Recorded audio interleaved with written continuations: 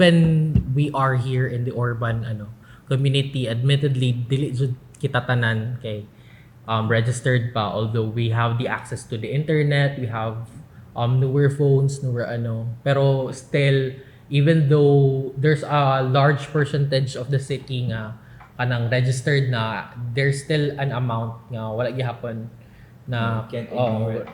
kay wag gyapon sila na register kay murag gina-ignore lang and stuff. And how about those sa katong mga indigenous people, like how about them?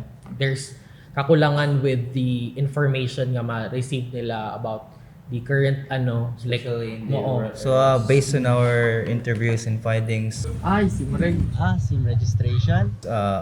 most people in the city have already been registered. Ay, na-registered na ko, ana. Yes. Naka-register na ka? Na-register na ako eh.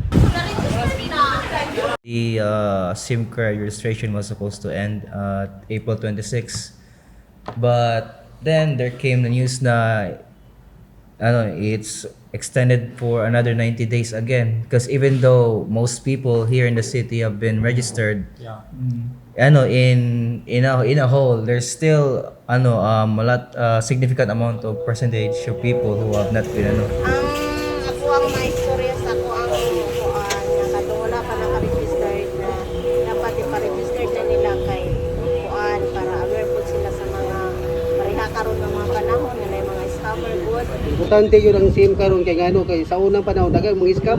Lalo na ang GCash na dito related sa SIM. Karon kay kung ma-register na mailan sila kisay mga scam pa.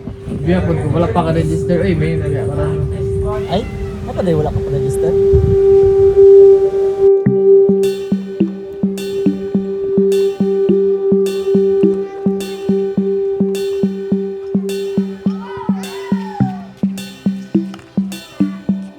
Nabot sila kanang unique na livelihood ang napansin jud na dito like kanang pamaligya og sapatos. Karon jud ko realize no na ang mga badyo ding naga kandra sa mga gawas-gawas sila din ang maligya dira. Dili day tanan not all badyaw no na naga-beg ng sila money no. Naapod sila paningkamot sila og other ways in order to their livelihood. Oo. Murag dili lang pud sa ilaha pud nga ways, murag dili lang siguro pud nila gina box ilahang sarili as mga kuan nga nagapangayo lang, nagabeg Oo. lang. It's pretty amazing Oh. that they've learned to adapt as well, Oo. even though malaki yung gap nila sa in the current society, which is Yes. technology.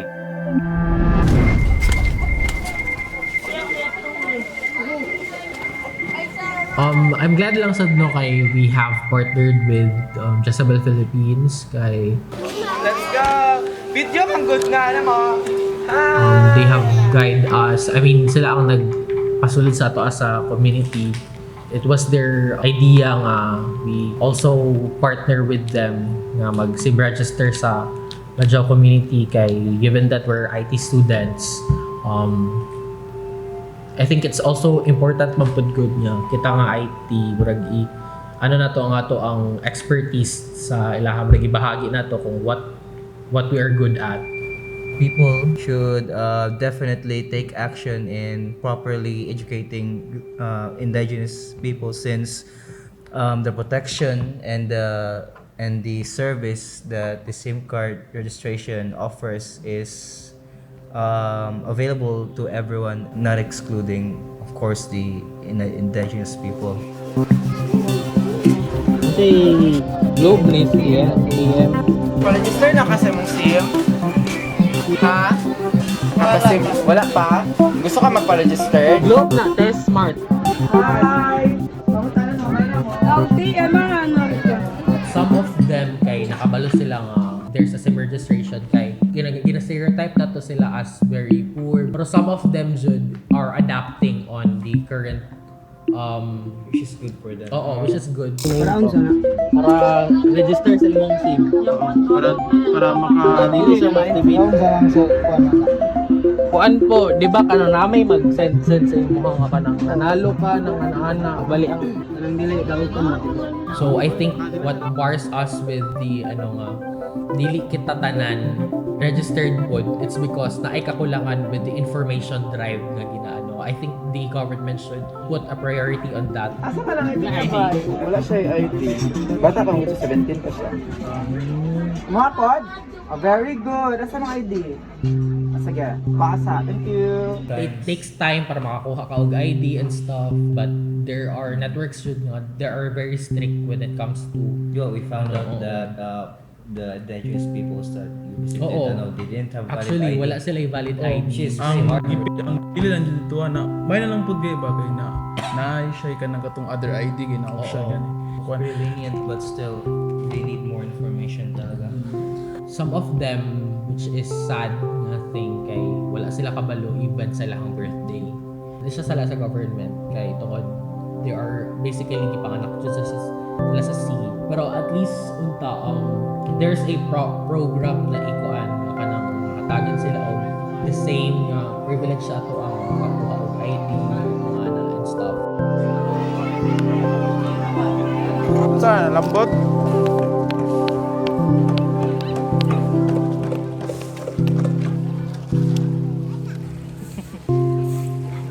And mao lang jud siya ang work na saddest part kay wala sila sila yung brag sa like identity nga makuha nila as a person, as an individual.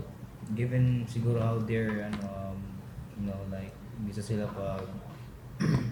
pag grow up kay sila kay murag dili tunog matter pa siguro kay nato there and the way they're brought up kay like man focus naman gud agad sila silang livelihood, so in that sense na behind yun sila sa na nabutang.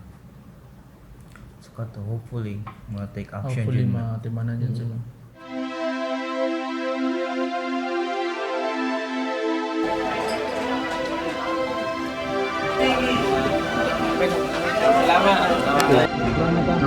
Salamat po. Thank you. Thank you.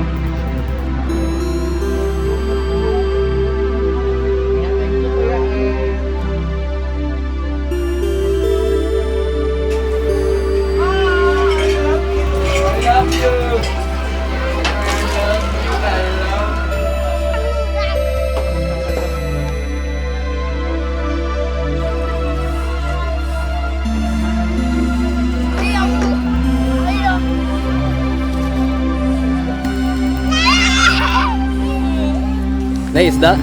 Oh,